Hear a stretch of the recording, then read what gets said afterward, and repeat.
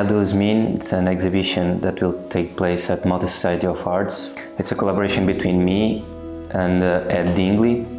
So basically this idea started when we realized that I'm a Portuguese artist living in Malta and Ed is a Maltese artist living in Portugal. We tried to get this bridge between Portugal and Malta and the cultural aspects that are quite similar.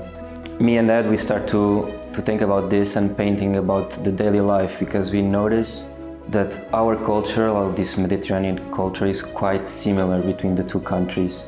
Like the way the people goes to the cafes. I have this old lady always sitting down in front of my studio, and these small things remind me of my hometown. So I start to paint about that, and then I realized that Ed was doing the same in Lisbon. He was painting about these small things that reminds him of Malta.